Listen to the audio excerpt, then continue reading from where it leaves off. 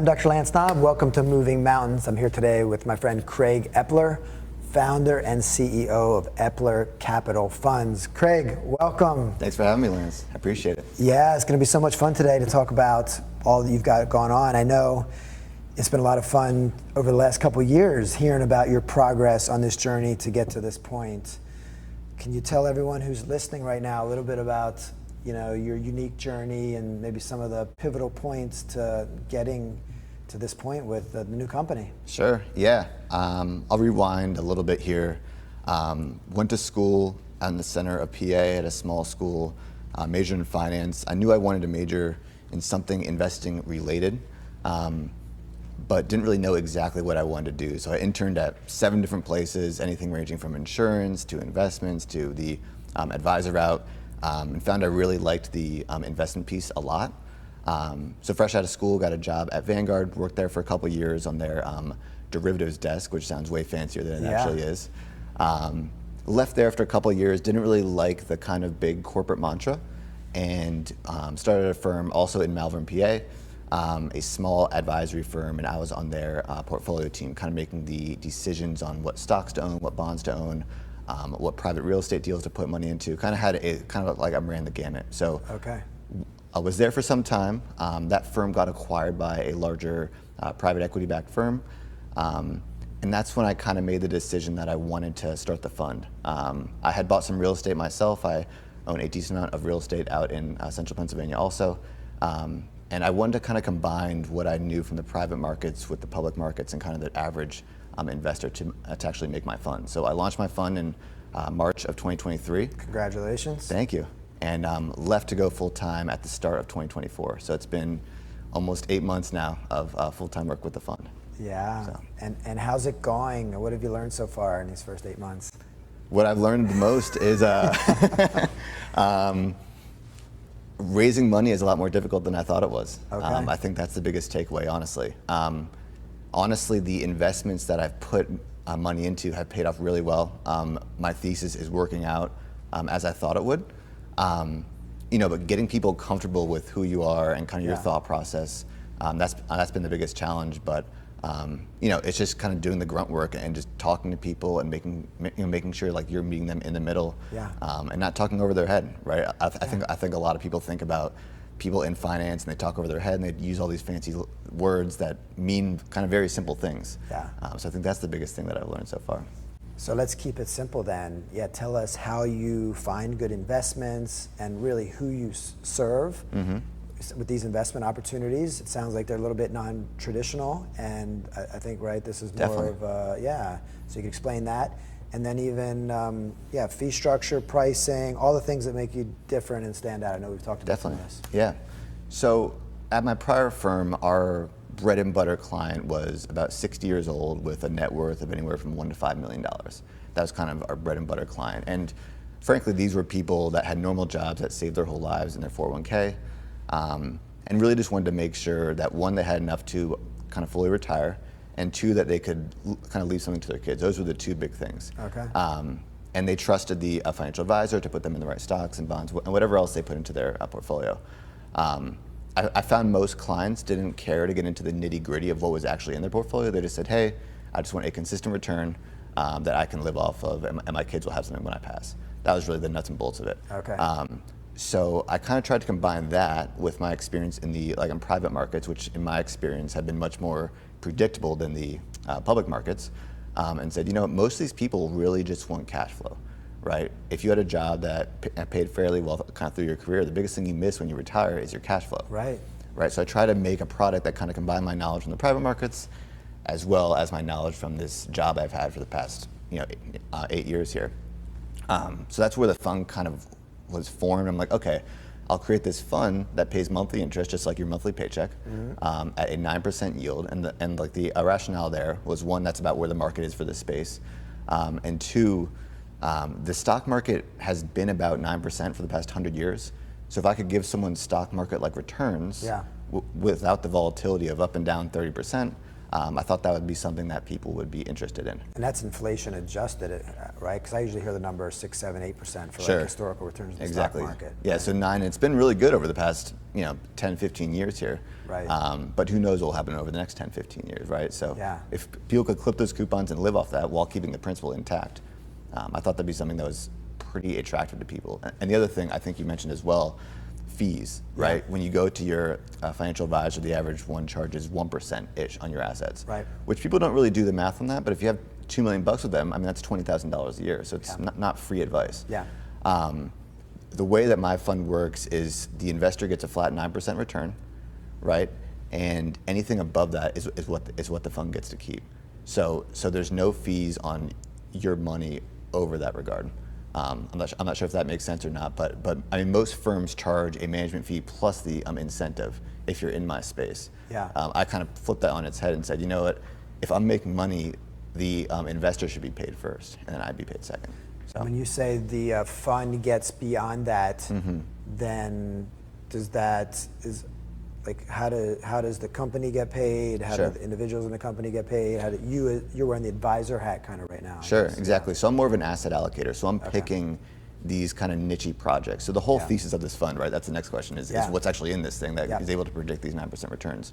So I'm looking at different niche projects, old school cash flowing businesses with earnings that are anywhere from $2 to $20 million. So these aren't like small businesses, but they're also not like the biggest businesses that we know of, right? These are businesses that are usually overlooked, not as sexy as like your newest tech thing, but have very predictable cash flows. I think kind of giving one example might be helpful here. Yeah, please. So our largest holding in the fund right now is this airplane group. Okay. And really what this guy does is he's been doing this for the past 25 years. He buys old 30-plus-year-old airplanes that are past their useful life, brings them down to his warehouse down in Florida. He parts the plane out, and he sells or leases the parts back to the private jet companies and to these different other groups that buy these parts that need them in a flash, because when planes break down, they need that fast, right? Yeah. So that's just one example. The fund has a convertible note, and that's a really fancy term again, is that we get a debt plus upside on that. So they're paying us a monthly kind of debt piece, as well as a quarterly profit sharing bonus based on how well they do. And the security on that, that's like a third question that I get a lot is, what makes this safe, right? And the fund has a first lien on those assets, right? So I learned in real estate, it's very important to have some sort of lien on some sort of piece of real estate or some hard asset. So the fund has a first lien on these airlines or these airplanes down in Florida. Okay. So it's usually about a 3 times coverage ratio. So there's about 3 times the amount of assets as there are cash in the deal.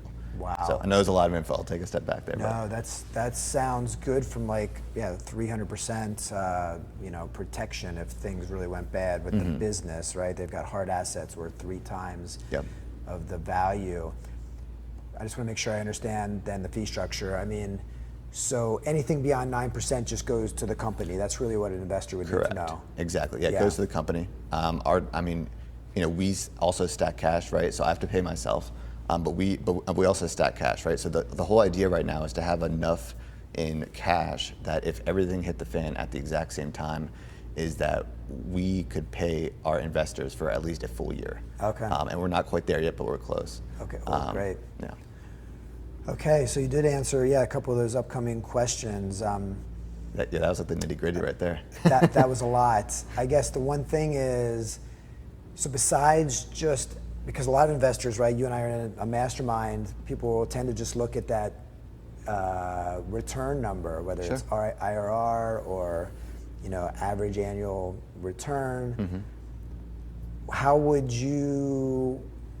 the investor be looking for sort of a combination of safety and return? Is that probably the best way? Because obviously it's not the highest return. Of course. That would come with a lot more risk. Yeah, so I think of this as a fixed income alternative, right? This isn't going to be your real estate flip deal that might return you 40%, or your private equity deal that's shooting for the mid-20s, right? This is supposed to be the kind of stable, steady Eddie part of your portfolio that returns that cash flow. Okay. I think people, especially that are nearing retirement, look at things and have the best return. They either go on 2 sides I've seen, right? They want the best return and take on way too much risk for their age, or they play it way too safe and put all their money in U.S. Treasury bonds, right? Which are fine, and they'll give you 5% right now. But I think this fund fits in with that as well, right? You can get the 5% for those like U.S. Treasury bonds, but you can also get 9 on this with a slight dial-up in risk. It's a fixed income alternative. I put it in a high yield bond kind of bucket, if that kind of makes sense. Yeah, I think I follow. And you mentioned previously 1 to 5 million in net worth was the ideal, but how about for your company now? Who is the primary people you serve? Yeah, so I kind of targeted that same group. I found that that's a kind of underserved group, honestly. Yeah. A lot of people target the big fish, right? The guys that are worth 20, 50, 100 million dollars because they can write bigger checks. But I think there's a whole group that are in that $1 to $5 million range, which honestly right now is like kind of 2 people that have been working their whole careers and saved, and just put it in like the stock market. So to me, that's my target client. I would say right now about 80% of my assets that are in the fund are people that fit into that category, and take the cash every single month to live off of. Yeah, and that monthly, those payments, so would you call this fund, is it different than a syndication? It's technically under the same umbrella. We're a Reg D 506C offering, which I know is the fancy terminology, but it's just like the legal terminology, meaning that you have to have at least that net worth, that like a $1 million net worth. Yeah, exactly, an accredited investor to be in the fund. Okay, got it. Well, this is pretty darn impressive for 8 months, and you look pretty relaxed. We're going to talk about lifestyle and all those things soon, but for 8 months in, definitely in the startup phase. So I always like to ask, and we always like to know how entrepreneurs who are doing big things stay healthy, or actually we'll talk about stay healthy, but how you get through the really challenging times. And I know over the last couple of years when you're putting this together, right, it wasn't always easy. So how do you get through those rock bottom moments, including from a mindset standpoint? I think for me, the biggest thing is having the right people around you. My wife was in full support of this. She comes from a family of kind of entrepreneurial, minded people, so this was kind of par for the course for her. Okay. We had many conversations prior to this because I've seen a lot of businesses, and I'm sure you have too, not do quite as well because, that person at home isn't in full support, or it just might not work out. So I wanted her to be fully bought in, and she was prior to doing this. I did some things prior to starting this to make sure that we had a safety net just in case something did happen.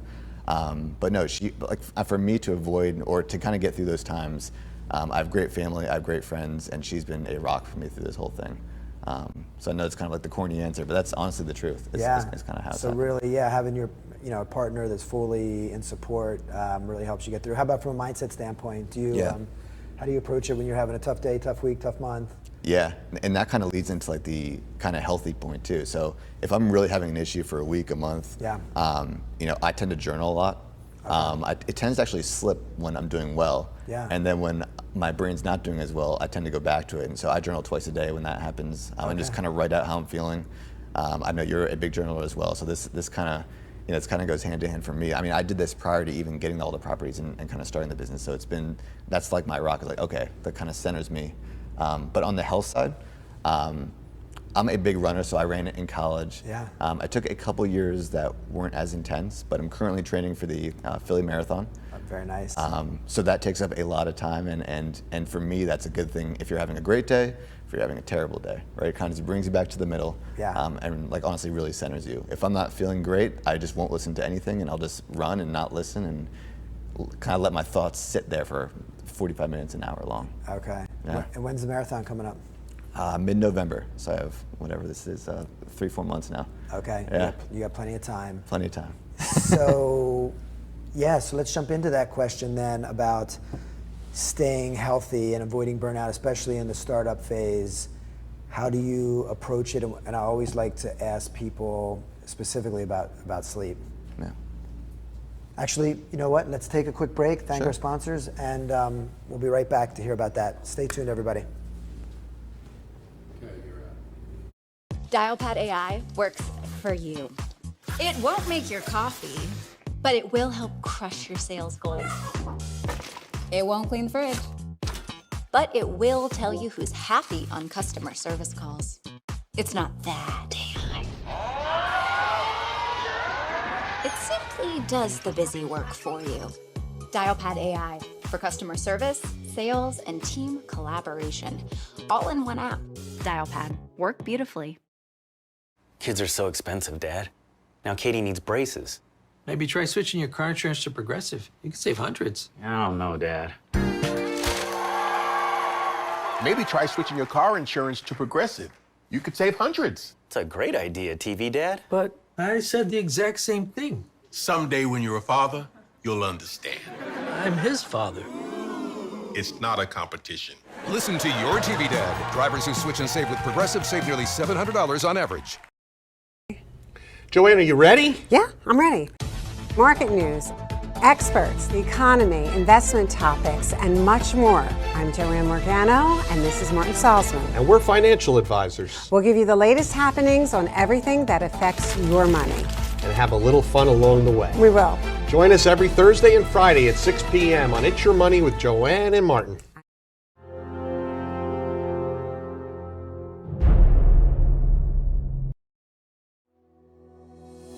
Did you know that only 8% of people who set their goals, they actually succeed in achieving them? Well, if you want to be a part of that 8%, then you need to tune into Achieve with Wanda Martin, where I will teach you tips, tools, and strategies on how to achieve your goals in any field and on any level. So tune in, watch me on the RBN Network on how to achieve your goals and be a part of that 8%. I am a grey god and have a fearsome wrath. Watch this.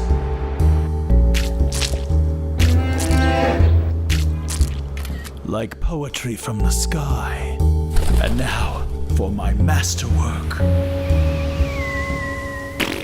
Flawless. Your armor all will never stop me. It just did. No, Landwalker. Welcome back to Moving Mountains. I'm here with Craig Eppler. Craig, we were just about to dive into burnout and how to avoid that. And you know, kudos to you, because being 8 months in, I always consider kind of the first year minimally like a startup phase, and it's wild and can be chaotic. Definitely. And yeah, you're learning lots of new skills, wearing a lot of hats. Sure. So how do you keep yourself healthy right now? And definitely want to hear about the sleep part of things too. Yeah, I've actually never had an issue with sleep. I know that's crazy to hear, but I think it goes. Keep it that way. Yeah, right. I think it goes back to the running. I just kind of tire myself out so much. Yeah. That I do sleep well. But I think it's important to kind of go back and, you know, so I started the fund in March of 2023. So I was working the fund in parallel with my full-time job for 9-ish months. Right. Which that was the phase that there really could have been more burnout, frankly, than what it is today. Yeah. But I built the fund up to a place where I could take distributions about the same as my job. Okay. Which is another conversation that I have with my wife, which we talked about earlier. Yeah.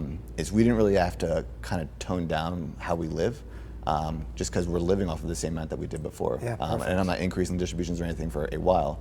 But for now, I mean, that was a big piece, is that it wasn't as stressful as saying, okay, we're going from this steady Eddie income to nothing. Yeah. Right? It kind of keeping That's us a the common same. scenario where people have to like cut back or, you know, start to use their runway money. Exactly. Yeah. So for me, that was huge. And again, I mean, I think it's just the health piece, right? Is me like running. I eat very clean, so whole foods all the time. And honestly, that combo is pretty simple, and I sleep like a baby every night. So. What time do you go to bed? What time do you get up? How much sleep do you actually get? Usually go to bed 11-ish, wake up at 7, so 8 hours. That's impressive. My Fitbit discourages me because even though I'm in bed X number of hours, like I see the wakeful time, which brings me like an hour. Really? Yeah, so I don't know if you use any tracking device, but I do not, but I might have to look into that now. check it out and see, and then we can compare notes. But no, nice job with that. And it sounds like, yeah, anything besides running for your exercise, and then anything besides journaling for your mindset, mental health? Not in particular, to be really honest with you. Yeah. It's really just the exercise. I like to travel a lot, so me and my wife probably get out and travel at least once a quarter. It's been, when I'm on a trip now, it seems like I'm almost cheating on the business. Yeah. So I try to set the phone or kind of get rid of the email app, so I'm not doing that. But we get out at least once a quarter for a week or two.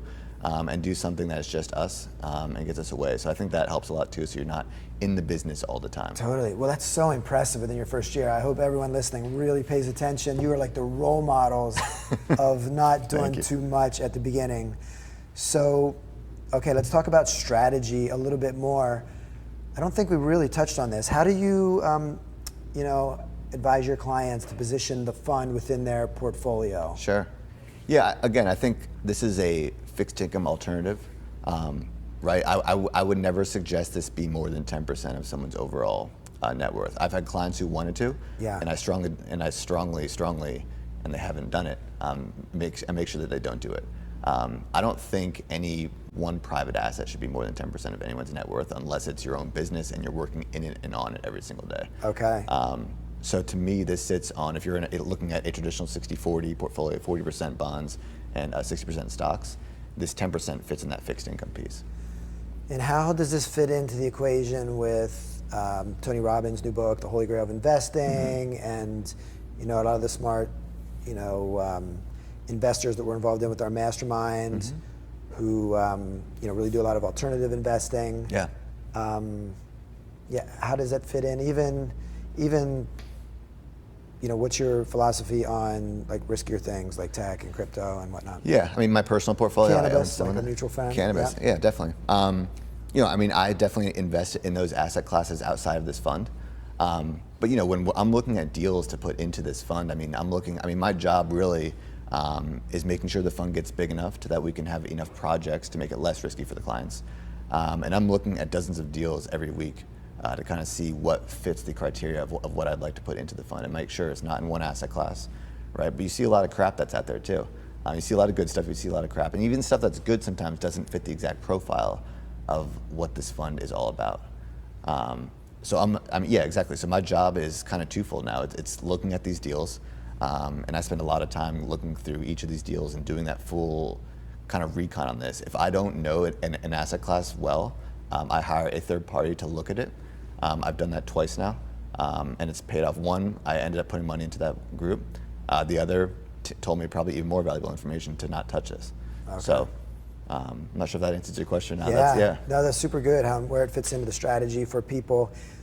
So what's the future look like? And how do you, when you say like some of these deals aren't great, are they coming to you? Like these are businesses that want to sell, for example, or how are you finding them? And what does the future look like? And what roles do you love most? What are you going to continue to do and not do? So I'm not personally operating any of these businesses. So usually we're not buying the business, right? Yeah. So we try to partner or take some sort of stake or have some sort of lien on an asset they have. Okay.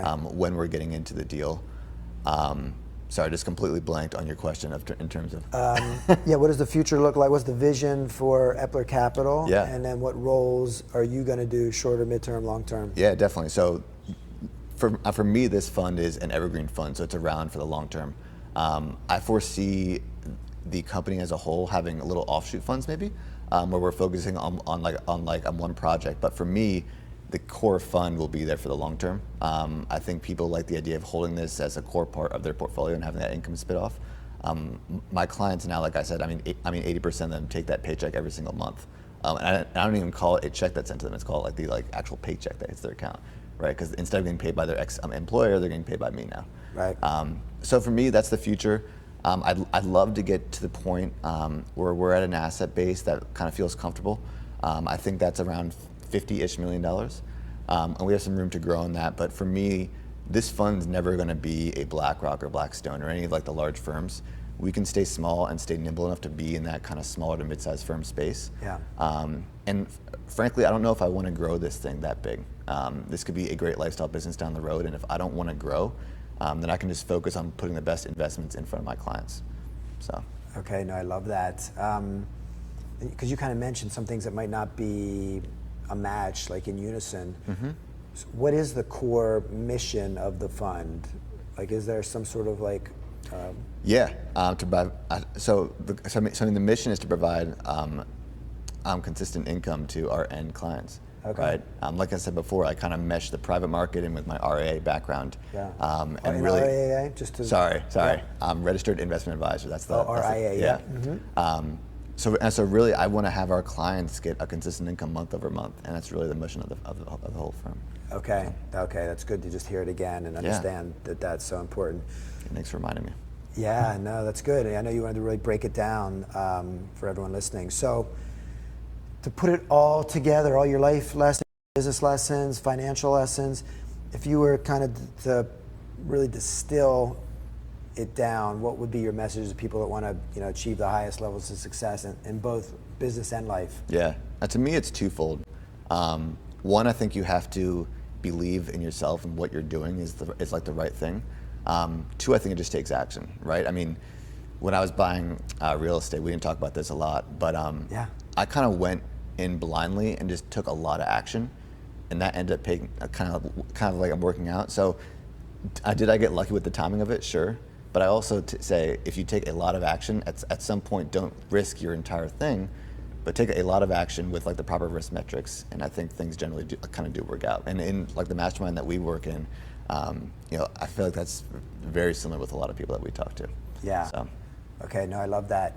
How can everyone find out about the investment opportunities, follow the organization, follow all the good work and education you guys have going on? So you can find me on LinkedIn. It's at Eppler Capital Funds, pretty simple to find, and our website is at epplercapital.com. You can email me directly at craig@epplercapital.com. Okay. Simple. So good. Thanks for sharing all your wisdom. Thanks so much, Lance. And your journey. Yeah. Yep, and we'll keep the convo going. Everybody, definitely check out Craig and the fund, and thanks for tuning in, and we'll see you next week.